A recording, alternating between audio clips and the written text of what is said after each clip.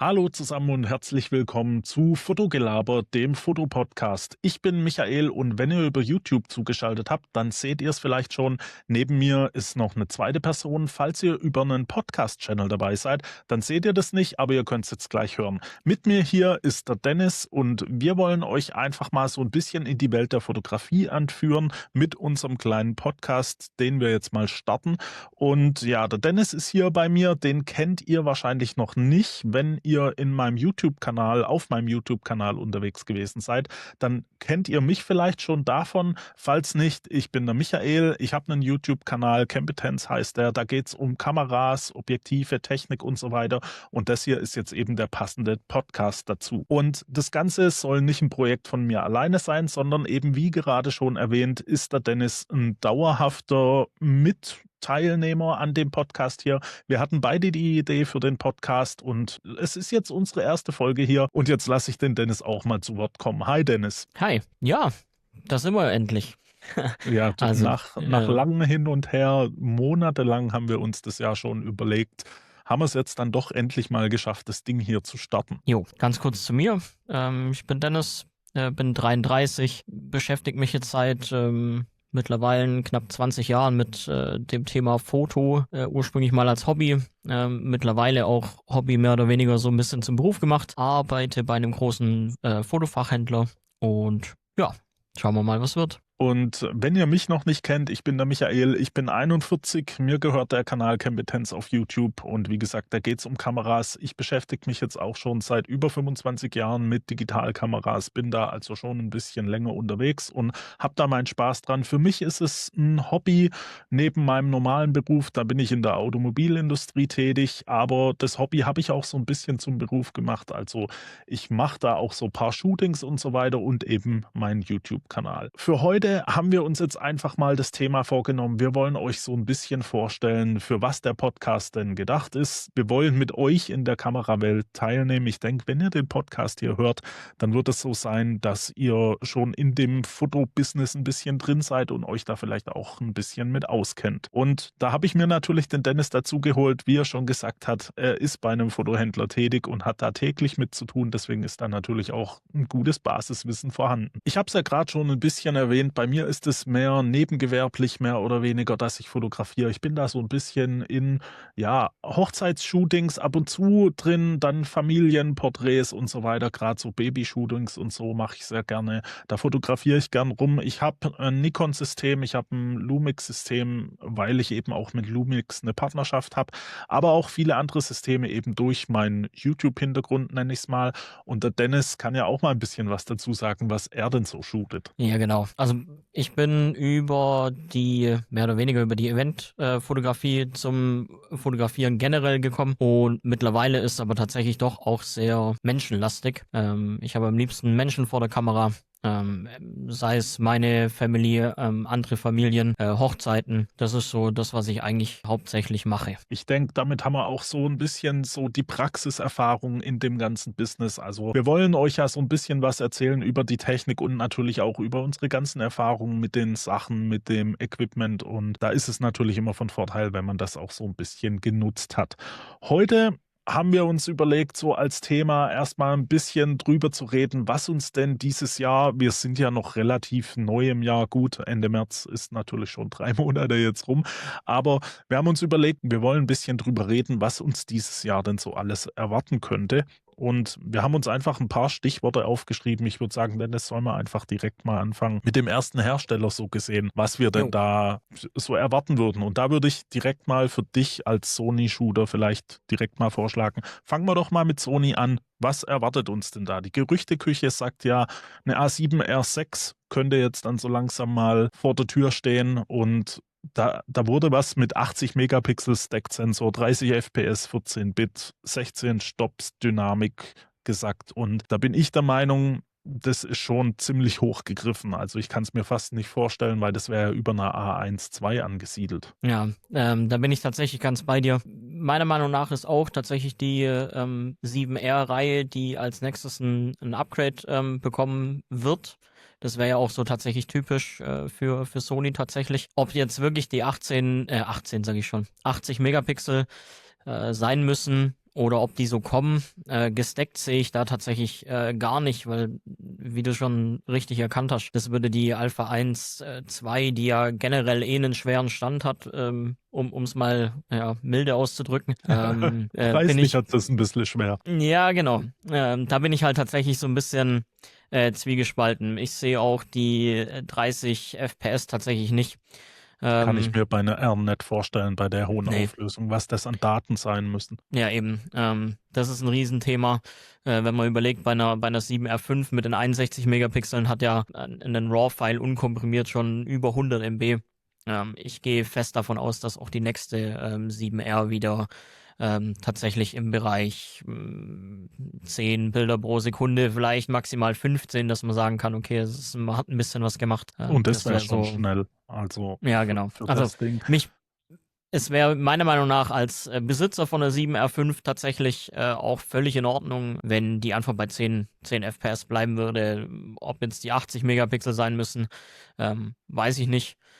Ich glaube, dass es einfach besser wäre, wenn die Dynamik nochmal zulegen würde, wobei das jetzt bei der 7R5 auch schon nicht grundverkehrt ist. Ja, ganz im Ja, Gegenteil. die 7R5 hat ja eigentlich nur das Problem, dass er einen relativ langsamen Sensor hat, wenn du mal irgendwie mit dem E-Verschluss arbeitest, dass da vielleicht dein Rolling Shutter reinkriegst. Ich kann mir aber vorstellen, dass schon vielleicht noch ein bisschen mehr Megapixel dazukommen, einfach weil sie vielleicht zu Fuji, der GFX-Reihe, aufschließen wollen oder sowas, weil die mit 100 Megapixel natürlich schon nochmal bildqualitätsmäßig, wer damit mal gearbeitet hat, weiß, warum ich das sage. Es ist halt doch nochmal so ein bisschen eine andere Welt mit den 100 Megapixel-Files. Ja, also GFX 102 ist wirklich das Nonplusultra an Bildqualität, was ich bis jetzt selber gesehen habe. Klar, Mittelformat, also die großen Mittelformat, Phase One und Co. mal ausgenommen, da geht ja noch ein bisschen mehr an Auflösung. Ja, Auch eigentlich guter preislich. Punkt. Ja.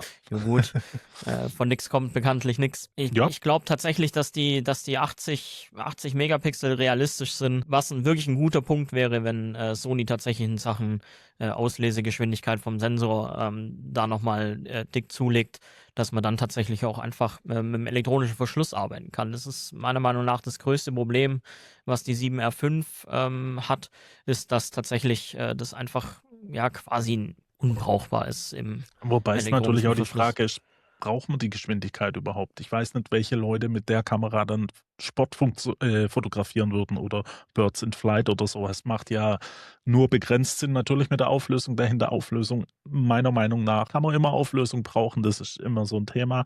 Geschwindigkeit, vielleicht ist es ja auch ein Teilstack-Sensor oder sowas. Wo ich tatsächlich am ehesten die Anwendung lautlos auslösen sehe, ist tatsächlich eben im Thema Hochzeitsfotografie. Ich habe jetzt auch schon, und ich habe jetzt nicht super, super viele Hochzeiten gemacht, aber es sind schon hin und wieder auch mal gerade Pfarrerinnen, Pfarrer, die sagen, hey, ich will vom Fotografen nichts hören. Ja, Da sehe ich halt tatsächlich den riesen Vorteil.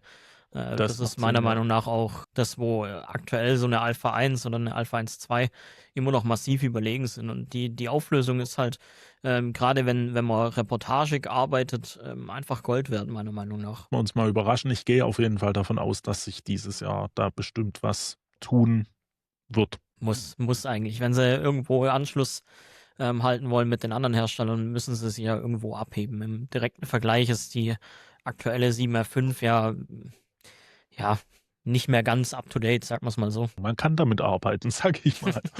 Ja, definitiv meckern auf hohem Niveau wie immer. Ja, schon ein hohes Niveau. Ansonsten hätte ich ja auf der Liste noch FX3 Mark II, zweite Version, wie auch immer das Ganze heißen soll, und eine A6900 als APS-C-Kamera. Ich würde mal sagen, machen wir kurz die FX3 Mark II. Ich würde fast erwarten, dass sie den Sensor von A75 bekommt, weil irgendwo muss der ja auch noch reingehen. Ja, bin ich auch da wieder bei dir. Eigentlich schon lange überfällig. Ja, wenn man sich anschaut, was die anderen Hersteller in dem Bereich machen, ist die FX3 ja wirklich technisch gesehen ein Briefbeschwerer. Ja. Was man natürlich auch hört, A7S4 wäre es ja dann schon. Glaube ich aber fast nicht mehr dran, dass sowas kommt, weil Sony eben seine FX-Linie hat und die nicht kaputt Ja. machen will. Und wenn man mal ganz ehrlich ist, der Vorteil, den die S-Reihe ja lange hatte, 1:1 Readout, dadurch extrem gutes Rauschverhalten, ist in der heutigen Zeit mit der Sensortechnik eigentlich irrelevant. Ja. Ja. A6900, Alpha 6900, gerumort sind 33 Megapixel stacked, 30 FPS, 15 Blenden Dynamik und 8,5 Stops bei der Stabilisierung. Kann ich mir so sogar fast vorstellen. Ja, wäre auf jeden Fall eine sinnvolle Ergänzung. Man munkelt ja auch immer wieder mal, dass sie nicht in 6000er Gehäuse kommt, sondern eher Richtung Alpha 7 Gehäuse geht. Ich glaube, Wünschen dass sich da, auch viele. ja genau, also ich glaube, dass Ja. da tatsächlich auch ein Riesenmarkt da wäre. Ich kenne einige, die Birds in Flight und so weiter machen, die ja, das sehr wohlwollend hätten, wenn das Gehäuse größer wäre. Man kann Brennweitenverlängerungen über den Crop machen. Ja. Das ja, wäre, glaube ich, eine sinnvolle Ergänzung im Sony-Lineup und würde vielleicht auch den einen oder anderen Hersteller noch so ein bisschen ärgern. Auf jeden Fall mit 30 FPS wird da natürlich auch schon ordentlich was gehen. Und wenn wir sowieso gerade reden, anderen Hersteller ärgern oder sowas, dann können wir direkt eigentlich weitergehen zu Canon, weil da gibt's ja auch die Gerüchte über eine R7 Mark II und da sind wir ja genau im gleichen Bereich. Wir haben einen APS-C-Sensor, Gehäuse R7 größer, ja, würde ich sagen, liegt sogar besser in der Hand, ist vielleicht so die Richtung, was man sich vorstellen könnte. Gerumort sind 39 Megapixel Stacked Sensor, 40 FPS Pre-Capture, wobei ich davon ausgehe, auch Sony wird da Pre-Capture einbauen, weil Pre-Capture ist heutzutage, wenn man Wildlife oder sowas machen will, das Game Changer, den will jeder mit drin haben. Und die Rumors sagen auch einen R6 Body. Also wird sich da ja am Gehäuse sogar noch mal ein bisschen was tun. Und auch da würde ich sagen, könnte ich mir so in der Richtung sogar schon vorstellen, dass Canon da was macht. Stacked-Sensor bin ich mir nicht ganz sicher, ob sie, Canon macht ja seine Sensoren selber, ob die das machen oder ob sie wie bei einer R6 II ja, einen normalen Sensor haben, der wirklich schnell auslesen kann. Ja, also im Stack sehe ich da tatsächlich auch nicht, würde vermutlich die Kosten ziemlich in die Höhe schnellen lassen. Auch das Gehäuse, das Gehäuse von der R7, da kann ich ja tatsächlich so ein bisschen aus dem täglichen Händlerleben quatschen, ist eigentlich tatsächlich eins, das super gut ankommt. Ne? Jeder, der die R7 schon mal in der Hand gehabt hat, weiß, super griffige Kamera. Ich glaube tatsächlich, dass die einfach zurück so ein bisschen zu den Basics. Ich vermute eine Kreuzung aus R6 III Gehäuse und dem aktuellen R7 Gehäuse. Wenn es ein Flaggschiff sein soll als APS-C, kannst du ja natürlich auch ein ordentliches Gehäuse nehmen und Ja. dann macht es sicherlich auch Spaß. Würde ja auch tatsächlich irgendwie stimmig sein im Canon-Line-Up generell, weil ja, die so Flaggschiff-Kamera hochauflösend, egal ob Vollformat oder APS-C, gibt's ja so bei Canon tatsächlich jetzt noch nicht wirklich. Ja? R3, Ja. R1 eher in der Auflösung reduziert. Von dem Ja. her, ja, sehe ich da tatsächlich schon Bedarf. Außer es kommt vielleicht mal sowas wie damals die 1D, was waren das? 1D, die normale 1D, APS-H-Sensor.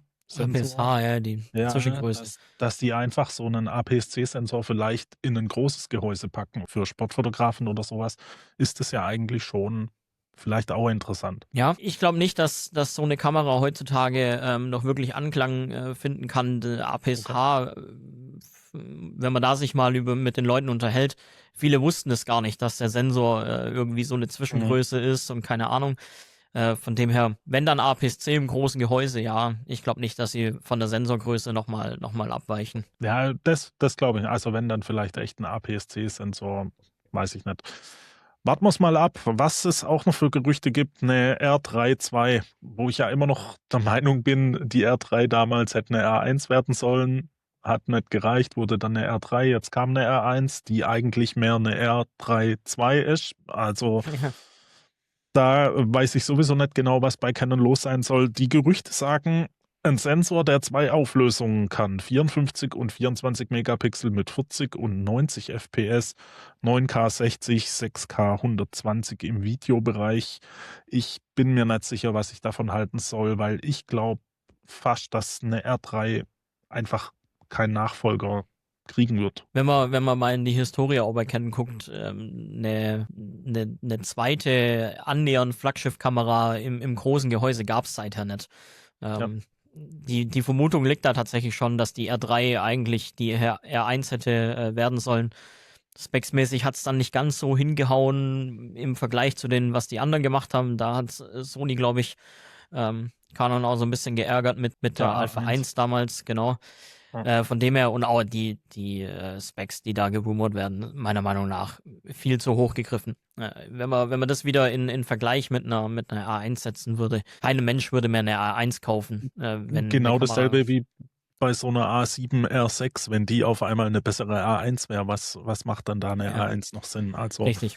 Da müssen die Hersteller meiner Meinung nach auch gucken, dass sie sich, also ja, immer dieses andere Kameras schützen hin und her, da fehlen Funktionen, hier fehlen Funktionen. Da bin ich ja als Sony-Fotograf quasi gebrandmarkt, sag ich mal. ich wollte sagen, ja. Aber insgesamt würde ich tatsächlich sagen, würde das wenig Sinn machen, eine Kamera mit den Specs zu bringen, was einfach völlig übertrieben wäre im Vergleich zu dem, was die anderen Kameras können. Ja, ja, auf jeden Fall. Da würdest dir vielleicht irgendwie was kaputt machen. Ansonsten hätte ich bei Canon noch Objektive. Bei Sony hatte ich noch das 1628 f2. Ich denke, das wird kommen. Bei Canon wäre es genauso. Eine Blende 2 Linse, ein Objektiv. Wir haben das 2870. Geiles Objektiv, viel zu groß. Sony hat es schon kleiner gemacht. Könnte Nachfolger bekommen. Und auch Ja. das andere 150 von Sony mit f2. Ich glaube, sehr viele Canon-User sind da eifersüchtig auf das Objektiv. Vielleicht hätten sowas auch gern und vielleicht kommt da ja auch was. Also ich würde es mir zumindest für die Canon-User, die einen geschlossenen Mount haben, wirklich wünschen, dass da weitergeht, weil F2, der Look ist ja schon ganz ordentlich. Gerade beim Sony 50-150, für mich eins der besten Objektive überhaupt aktuell. Ja. Macht es schon Spaß. Ja, Canon mit ihrem 28-70-2.0. Ein sehr, sehr beliebtes Objektiv tatsächlich, hätte ich nicht erwartet. Habe ich tatsächlich einige Kunden, die auch in der Hochzeitsbranche tätig sind, die auf die Linse schwören. Einziges Manko, was man so haben kann, Größe, Gewicht. Preis häufig noch ein Thema, aber da muss man halt auch mal die Kirche im Dorf lassen, Macht was man Sony da auch nicht tatsächlich besser. bekommt. Also, Eben, ja, genau. Ja. ja. Nur im direkten Vergleich, wenn man mal das RF und das E-Mount quasi nebeneinander stellt. Boah. Es sind Welten. Ja. Das Aber ist, man muss dann natürlich auch sagen, Canon hat da 5 Jahre Vorsprung oder wie viel?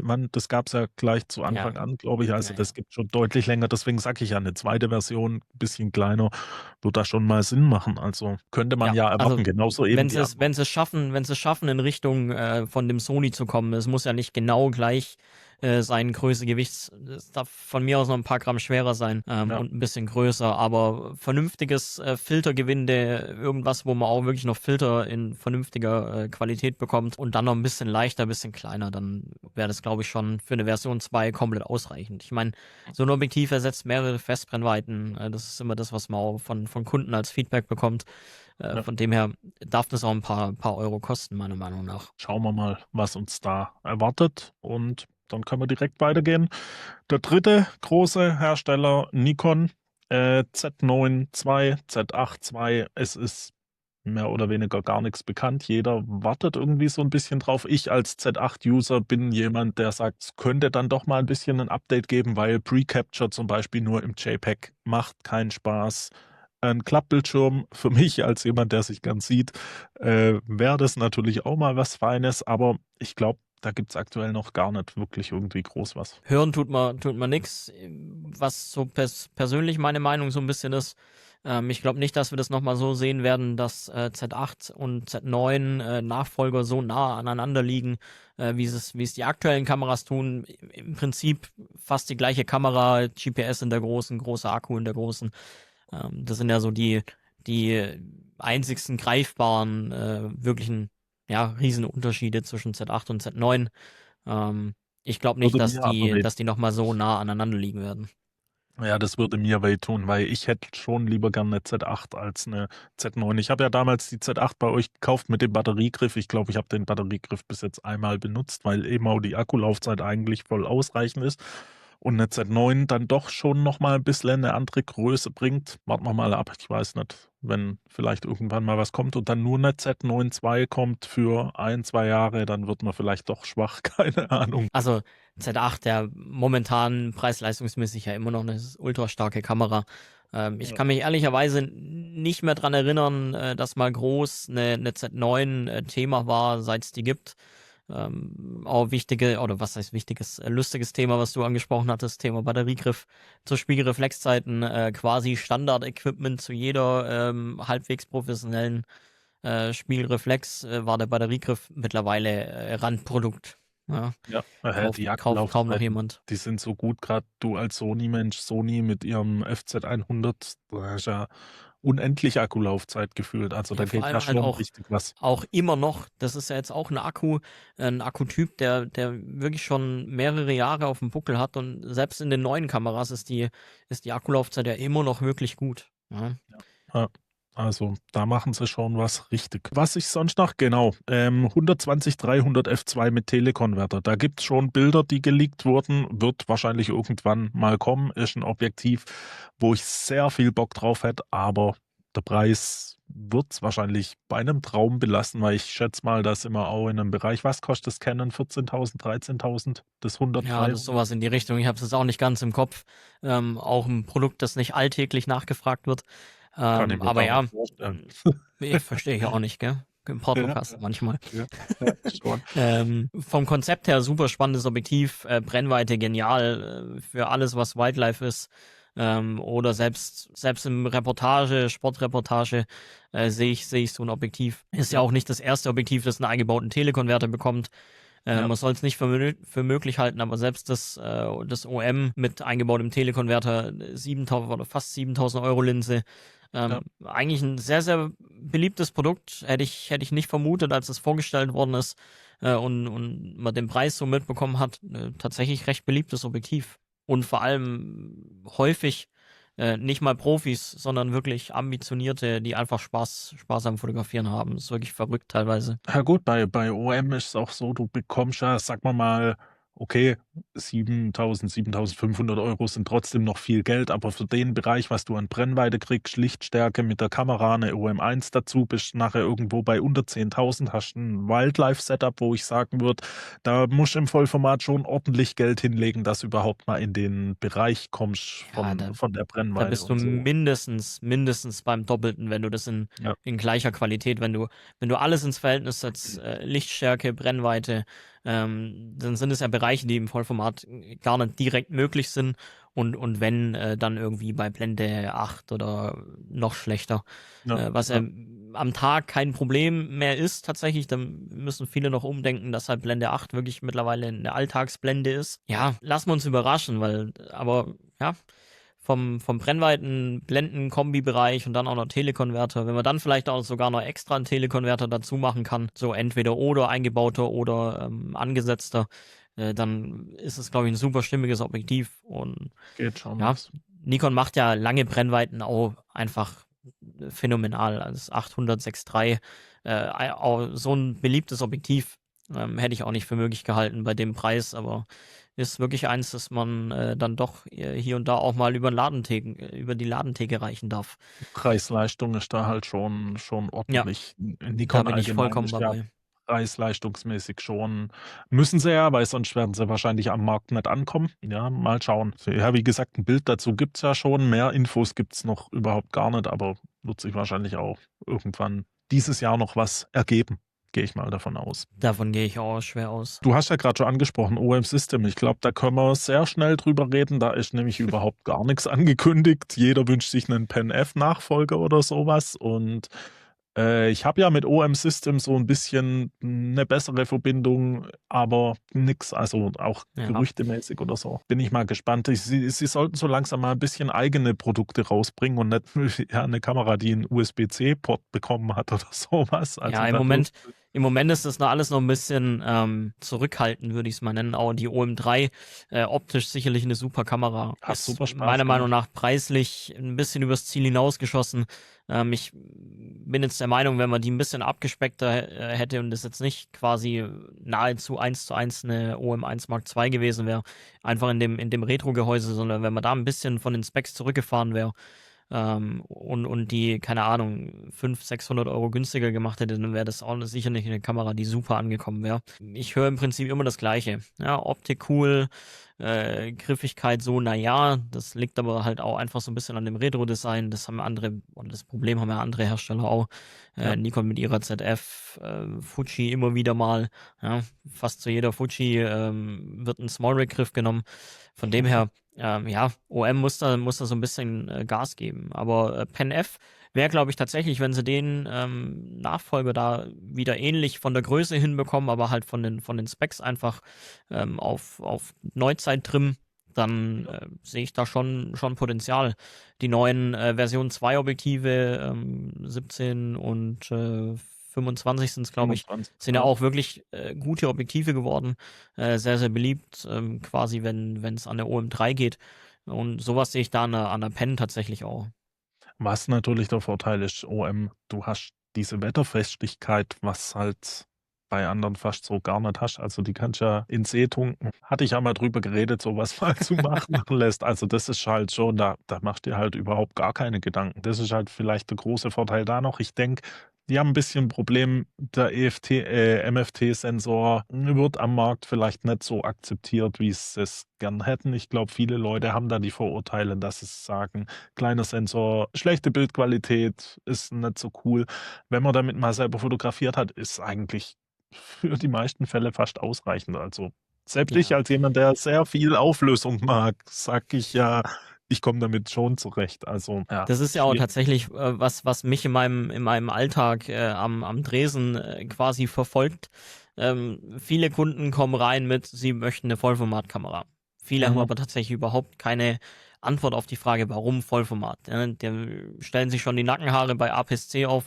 Da brauchst du mit MFT in den meisten Fällen überhaupt gar nicht anfangen. Ja, obwohl die Bildqualität wahrscheinlich für den Hausgebrauch, Urlaub, Hobby völlig ausreichend wäre und man vielleicht für den einen oder anderen, der halt dann doch einen Fable hat, Tiere zu fotografieren, wäre der Zweier Crop wahrscheinlich ganz geschickt, weil man halt auch kleine, schöne Telelinsen dafür bekommt.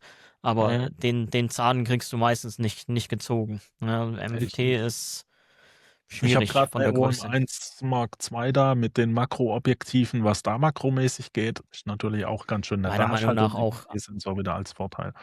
Ja, meiner Meinung nach auch tatsächlich die absoluten Aushängeschilder, lange Brennweiten, Tiere, Wildlife und Ja. Makro. Schauen wir mal, was sich da noch so ergibt. Ansonsten hätte ich, Fujifilm auf dem Plan. Fujifilm X Pro 4.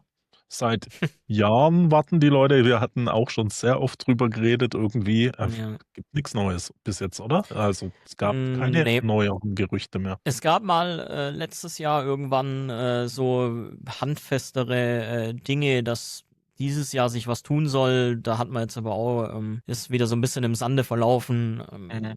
Ich sehe es tatsächlich ehrlicherweise noch nicht. Ich vermute sogar eher, dass die XT5 vorher eine Nachfolge bekommt und die X Pro dann wieder so ein bisschen, wie es ja bei der Dreier auch schon ganz grob war, so ein bisschen stiefmütterlich behandelt wird. Okay. Wobei eigentlich die X Pro bei vielen immer noch eigentlich eine recht beliebte Kamera ist. Aber ja, manchmal siegt dann doch die Vernunft und dann, ja, ich kenne auch viele, die eine X Pro 3 eigentlich haben wollten und dann doch eine XT5 gekauft haben. Fuji hat seit 2018 auf der Roadmap 'nen, 33 Millimeter Blende 1. Wenn man sich das 5010 anschaut, ist ja tatsächlich auch so, dass ja, wenn es ähnlich groß und schwer ist, ja, Prestigeobjektiv, weil machbar, aber ich Am sehe es als APS-C unpraktikabel. an den kleinen Kameras wird's, glaube ich, schon schwierig. Ja. Ja, ansonsten, Fuji hatte ja so 'ne Umfrage gemacht, was für Objektive kommen sollten. Auf Platz 1 kam 'n 16 bis 80 Millimeter 2.8. Kann ich mir sehr gut vorstellen an so 'ner Kamera, weil das schon sehr viel abdeckt. Kommt natürlich auch auf die Größe dann nachher drauf an, aber war das beliebteste Objektiv in der Umfrage. Klingt ja auch erstmal, wenn man dann den Crop-Faktor umrechnet, Vollformat-Vergleich zieht, wirklich ja auch nach einer sehr flexiblen Brennweite. Und wenn man mal ehrlich ist, das 1655, 2.8, Ja, 16, ja, ja, whatever. ja. Ja, eigentlich beliebtes Objektiv, Fuji und Lieferbarkeit, fangen wir lieber nicht davon an. Aber ja, ich würde 1680 da tatsächlich als sinnvolle Ergänzung sehen.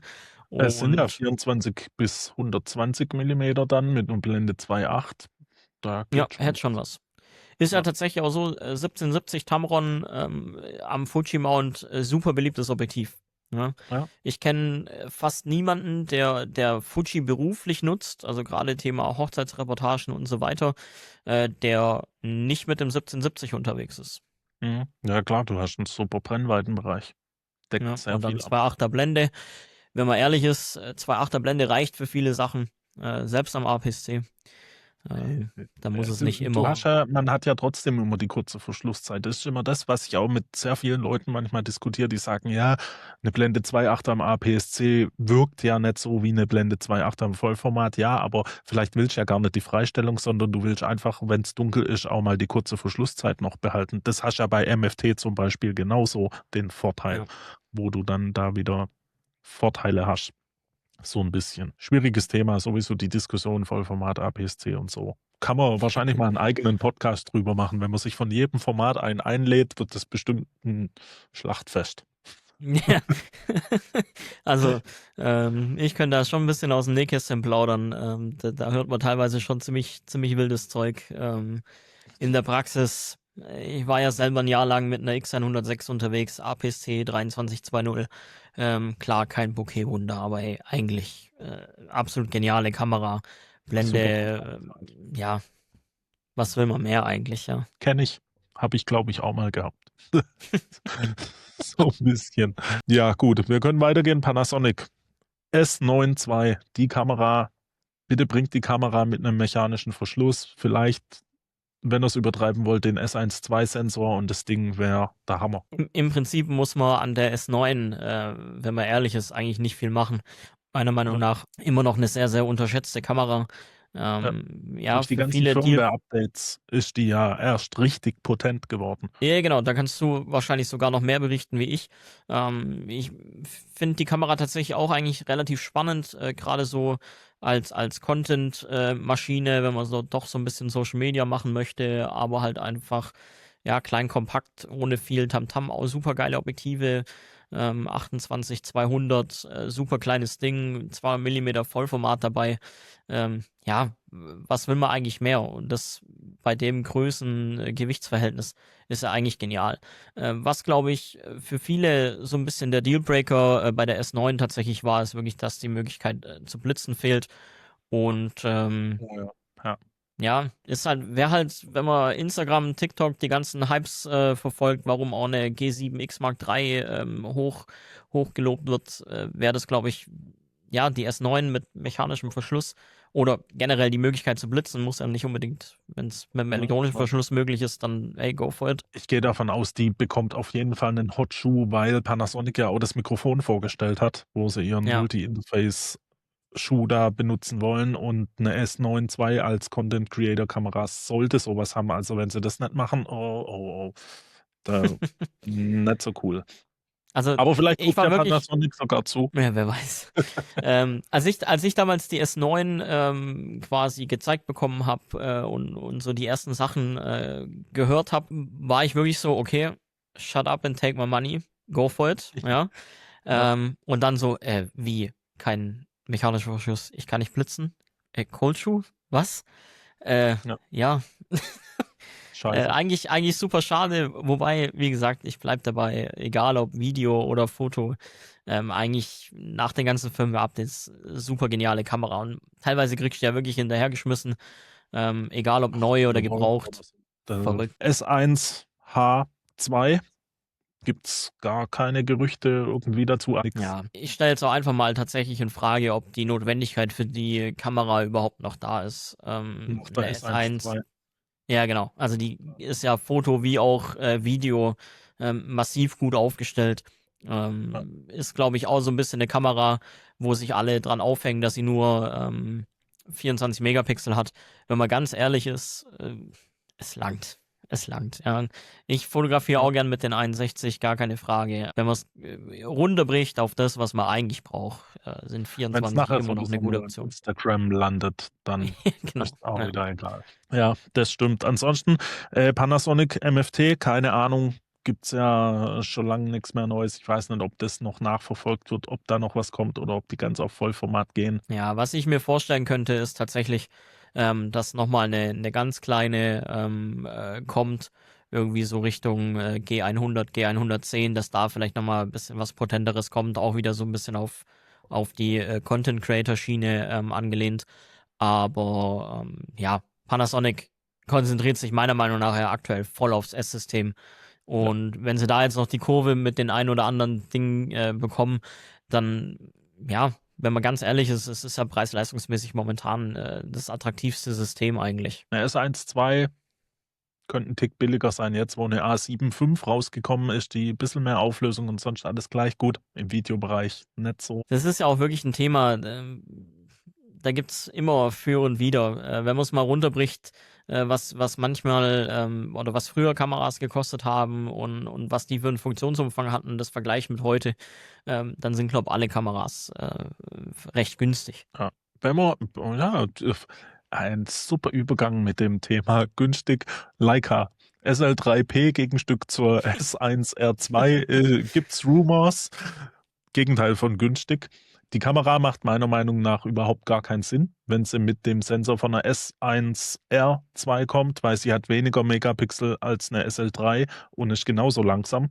Oder ja, sag mal, nicht ganz so langsam, aber immer noch langsam. Ja, irgendwie, also wird wahrscheinlich wieder Leica-Leute geben, die da sagen, ja, haben sie trotzdem gern, aber Ich bin da so ein bisschen bei dir. Ich weiß jetzt nicht, ob es die Kamera unbedingt braucht. Ich habe Leica ganz gern, gar keine Frage. Aber das SL-System, ja, will, glaube ich, mehr sein, wie es technisch aktuell möglich ist. Auch wenn in der Technik, wenn man so die Komponenten anguckt, eigentlich mehr drinstecken sollte.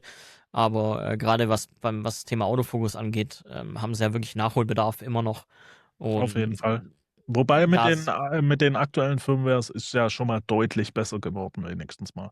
meiner Meinung nach SL3, Q3, Q343 mit den aktuellen Firmware-Updates wirklich nochmal neue Kameras geworden. Habe ich tatsächlich auch einen guten Freund von mir, der mit einer Q3 unterwegs ist, der sagt auch, eigentlich neue Kamera. Ja. Aber ja, SL3P oder wie auch immer sie dann heißen mag, muss man sich überraschen lassen. Ja, vielleicht Ja.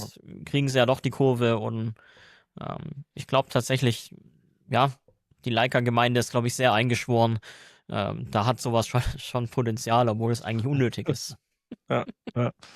Wie man's halt so ein bisschen kennt. Ich hätte noch 2 Objektivhersteller. Einmal Tamron, die haben mit dem 35-100 2.8 Objektiv gebracht, wo ich sage, das ist richtig geil. Weiß ich nicht, was da noch kommt, ob was kommt dieses Jahr. Ich glaube, paar Objektive sind auf der Roadmap, wo niemand weiß, was es werden soll. Es soll ein bisschen was kommen. Lassen wir uns mal überraschen. Der andere Objektivhersteller wäre Sigma. 7mm 1.4 Version 2, ein Hammerobjektiv und angekündigt, was dich als Sony-Shooter sicherlich sehr freuen wird, 85mm 1.2. Ja, also 85-1.2 bin ich wirklich super, super gespannt drauf. Ist immer so eine Linse, wo ich aufs Canon-System so ein bisschen neidisch rübergeschaut habe. Jeder, der so einen RF 85-1.2 schon mal in der Hand hatte und damit ein paar Porträts geschossen hat, weiß, wie geil das Bouquet davon aussieht. Wenn Das Sigma Nikon da aber auch. abliefern kann. Also, Ja, das Nikon auch, klar. Die sind beide von der Größe her, wenn man das Sigma also die Bilder sieht, soll das ja. zumindest schon mal ein gutes Stück kleiner werden als beide Canon, Ja, Nikon. also wenn Sigma da leistungstechnisch an die beiden anknüpfen kann und das dann noch ein bisschen kleiner und leichter hinbekommt und dann Sigma typisch halt auch ein paar Kreuzer weniger aufrufen oder wenn die dann ein paar Kreuzer weniger aufrufen wie die großen Hersteller, ey, dann absolut geniales Ding. Könnte ich mir tatsächlich vorstellen, dass sowas den Weg in meinen Rucksack finden wird. Auf jeden Fall. Und was man auch nicht vergessen darf, das Ganze kommt ja auch für einen L-Mount und im L-Mount gibt es genauso kein 85-1.2 oder Ja. sagen wir mal ein schönes Porträtobjektiv. Und dann ist das natürlich schon was. Also ich glaube, da hat sich Sigma auf jeden Fall einen Gefallen damit getan, das anzukündigen und das kommt dann hoffentlich auch sehr gut. Ja, Schauen wir mal, im also September, glaube ich, soll es ja. so munkelt man, ja. Also da bin ich, wie schon gesagt, ich wiederhole mich da super gern. Das ist ein Objektiv, wo, glaube ich, viele drauf warten und da super gespannt sind, wie das performen wird. Und ja, ich glaube nicht, dass Sigma da enttäuschen wird. Da Ja, bin ich fest überzeugt davon. auf jeden Fall. Also ich glaube, jeder Sony-User wartet darauf. Oder sagen wir mal sehr viele. Zumindest jeder, der irgendwas mit Porträts, Menschen oder selbst kleine Sportfelder zu tun hat. Ja, ja. Ja, da sehe ich so ein Objektiv tatsächlich. Autofokusmäßig liefern sie ja ab, das 3514 autofokusmäßig auch super gut. Also ich glaube, auch für Sport wird schon was gehen. Gehe ich mal Ja, davon aus. da bin ich Ja. komplett bei dir. Ansonsten hätte ich auf der Liste nur noch Drohnen und Actionkameras, mehr oder weniger. Weiß ich jetzt nicht, ob sich die Leute dafür interessieren. Wir probieren es einfach mal, so einen kleinen Ausflug dahin mal kurz. DJI Avatar 360, die wird übermorgen, glaube ich, offiziell vorgestellt. Es gibt schon unendlich Videos davon. Sehr Ja. geile Drohne, Gegenstück zur Insta360 Drohne. Glaube ich, ein Gamechanger in dem ganzen Drohnen-Business und kannst dich schon mal drauf einstellen. Ich glaube, ich werde sie auch bestellen, wenn das dann offiziell so sein wird. Also ich habe Ich da schon behalte es sehr mal Bock im drauf. Hinterkopf. Ja, ich habe da schon sehr Bock drauf.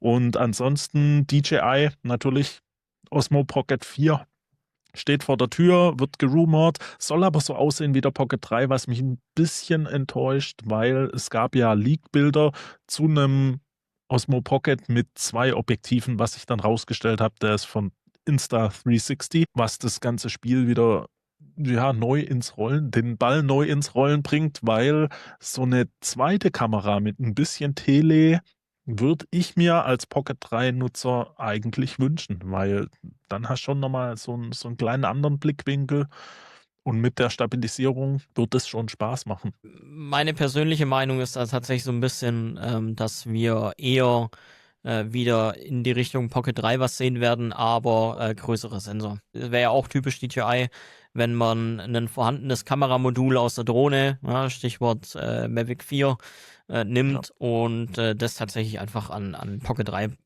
Aber ich glaube, das, ranmacht und gut. was man an Bildern bis jetzt gesehen hat von dem Pocket 4, es gibt ja auch schon Verpackungsleaks und sowas, von der Größe her, glaube ich, weiß nicht, ob da ein größerer Sensor reinpasst in das Gehäusle, das Kameragehäuse, was man gesehen hat. Aber natürlich wäre es schön, also ich würde es mir auch wünschen. So ein MFT-Sensor in so einem Pocket wäre auch geil.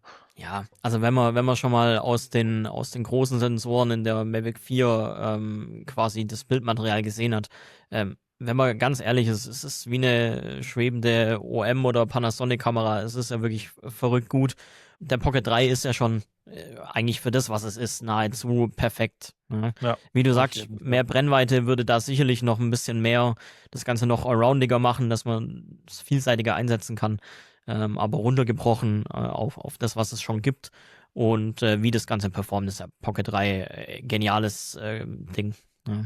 Ja, ja, auf jeden Fall. Ich schaue mal kurz nach. Ja, nur die Konkurrenz Pocket 3, 4 von Insta360 und ansonsten ist meine Liste durch.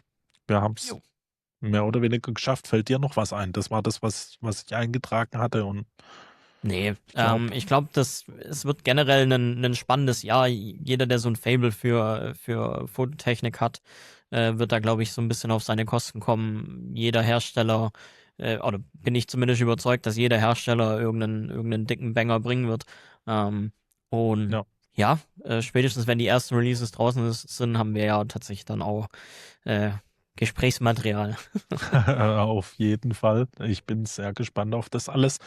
Schön natürlich, wenn man das vielleicht vorher zum Testen kriegt, weil alles einkaufen, was da angekündigt ist, wird ganz schön teuer. Und gerade bei so Sachen wie eine Z9 II oder irgendwie sowas oder auch eine A7R6, die werden sicherlich alle nicht günstig werden. Nee, da wird das Preisschild dementsprechend schon sein. Ja, müssen wir uns tatsächlich überraschen lassen, was die Zukunft da bringt. Ja, Es scheint auf jeden Fall ein spannendes Jahr zu werden, von der Technikseite her. Und das Schöne ist ja tatsächlich auch immer, wenn so Technikneuheiten kommen, der eine oder andere, der jetzt aktuell noch zögert, kann er dann vielleicht auch einen Schnapper machen, wenn der Gebrauchtmarkt quasi geflutet wird mit den aktuellen Mit meinem Geräten Equipment. zum Beispiel. Genau. Ja. Ansonsten, ich sehe hier 50 Minuten, knapp 50 Minuten haben wir hier jetzt schon gelabert. Das der erste Podcast. Ich bin wirklich sehr, sehr gespannt, wie das Ganze ankommt. Oh ja, Also, das hat ja auch tatsächlich, ja. viel Überwindung gekostet. Ey, für Und jemand, der normalerweise, wie in meinem Fall, eher hinter der Kamera ist, ja, ist das Sprechen schon tatsächlich problematisch. Und jetzt tatsächlich auch noch das Ganze in Videoform zu machen, hat sich ja aber tatsächlich auch so ein bisschen Überzeugungsarbeit geleistet Aber ich oder muss schon sagen, gekostet. du hast das auch sehr gut gemacht. Für mich ist das nicht unbedingt was Neues, vor der Kamera zu sein, aber klar, ein Podcast-Format habe ich auch noch nie gemacht und ich bin wirklich gespannt, wie das ankommt. Da wird sicherlich Kommentare dazu geben. Ich weiß gar nicht, kann man bei Spotify, kann man auch kommentieren. Da gibt es auch Kommentare Ich unter muss Podcast, glaube ich. ehrlicherweise gestehen, ich bin absolut kein Podcast-Hörer. Ja, ich höre Podcasts, aber ich höre Apple Podcast im Auto, wenn ich fahre, oder Ja. ich gucke mir die Podcasts im YouTube an, deswegen komplett neues Business. Wenn die Leute hier zuhören oder auch zuschauen, können die das ja gerne mal in die Kommentare schreiben, was ihr denn jetzt da so davon gehalten habt, und wir überlegen uns einfach mal, wie wir das weiterführen. Wir haben hoffentlich immer Themen zum Bereden. Wir sind noch am Überlegen, wie oft wir das Ganze machen. Ich glaube, wöchentlich wird wahrscheinlich schon schwierig. Alle 2 Wochen wäre vielleicht ganz cool, wenn wir das hinkriegen, irgendwie sowas. Und dann laden wir uns einfach auch mal ein paar Gäste ein, die ein bisschen was drauf haben, die dann ein bisschen was erzählen können. Ja, Und also ich glaube, an Gesprächsstoff für alle 2 Wochen sollte es uns, glaube ich, nicht fehlen. ja, Da wird sich immer irgendwas ergeben. und wenn wir Ja, nur erzählen, Gäste. was wir schon wieder alles toll fotografiert haben am Wochenende. Ja, du, ich sehne schon wieder das bessere Wetter her, dass man auch endlich wieder rausgehen kann. Wir Ähm, waren vorhin draußen und haben hier diese ganzen Blüten, keine Ahnung, was für Blüten das jetzt da sind, alles fotografiert. Da wird es nachher auch ja, noch ein paar Bilder online geben. Also solange das Wetter jetzt noch gut ist, ich habe seit 2 Wochen Sommerreifen drauf. Jetzt soll es am Donnerstag, glaube ich, halb schneien. Ich bin schon wieder am Überlegen, ob ich nochmal Winterreifen drauf mache. Alles ein bisschen schwierig. Schauen ja, wir mal. Aber es darf eigentlich schon jetzt mal Sommer werden. Vom Licht her passt schon. Vorhin was war das? Kurz nach 6 oder so. Sonne geht so langsam unter. War ein Traum. Es hat im Winter so ein ja, bisschen gefehlt. richtig. Ja, aktuell in der Zeit, wo ich meistens noch im Geschäft bin, ja, Licht macht da schon sehr, sehr viel Spaß. Ich bin Ja. gespannt. Schauen wir einfach mal. Dann würde ich fast sagen, wir haben es vielleicht jetzt mal geschafft mit der Ich ersten würde auch Folge. sagen, ja. Ich, Und ich bin wirklich gespannt, was die Leute hier dazu sagen. Also, wie das Ganze ankommt. Also ich hoffe, dass es wenig Aufrufe gibt und das mit der Zeit alles mehr wird, weil sich das ja auch noch alles aufbauen muss. Aber ich bin mir nicht sicher. Ich, ich weiß auch nicht. So ein bisschen, wie sich das ich entwickelt. bin auf jeden Fall jetzt froh, dass wir endlich das hingekriegt haben, hier mal loszulegen. Und Und dann, würde jetzt tatsächlich frecherweise einfach sagen, bis spätestens in 2 Wochen. ja, dann hören wir uns, sehen wir uns in spätestens 2 Wochen wieder. Liebe Leute, wir wünschen euch noch einen schönen Abend oder einen schönen Tag. Wir wissen ja nicht, wann die Leute das hören. Alles neu. Das weiß man alles nicht. Schauen wir einfach mal. Okay, bis zum nächsten Gut. Mal. Bis dahin. Ciao. So. Ciao.